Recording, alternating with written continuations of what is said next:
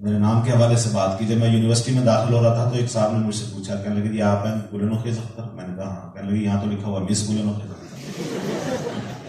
میں نے کہا یار یہ میرے ساتھ ہمیشہ سے ہوتا ہے.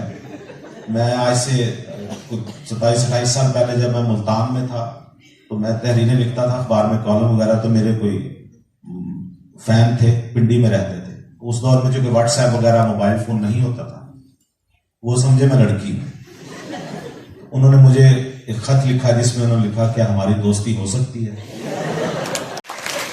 چونکہ اس میں کوئی مذکر مؤنث نہیں تھا تو میں نے بھی جواب میں لکھ دیا, میں نے کہا ہو سکتی ہے.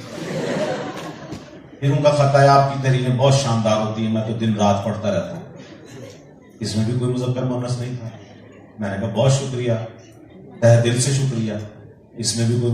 اب ان کے خط آتے گئے, میں جواب دے, کچھ میری طرف سے خطوط میں تاخیر ہوئی. ان کا ایک ایسا خط آیا جس کے بعد جو اسے پڑھ کے میرے پیر تلے زمین نکل. انہوں نے اس میں لکھا کہ تم نخرے بہت کرتی ہو.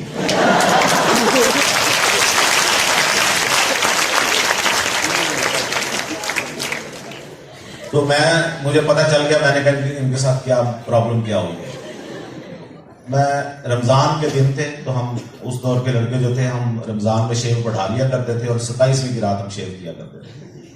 تو میں نے ان کو اسی حالت میں, جب میری شیو بڑی ہوئی تھی, میں اسٹوڈیو گیا, میں نے وہاں اپنی ایک تصویر بنوائی اور ان کو میں نے خط میں ڈال کے پیچھے نام لکھا اور بھیج دیا. ان کا جواب مجھے آیا ارجنٹ میل سے, ایک لائن لکھی ہوئی تھی, صوفی تیرا کھ نہ رہے میں تو ماں نو بھی راضی کر.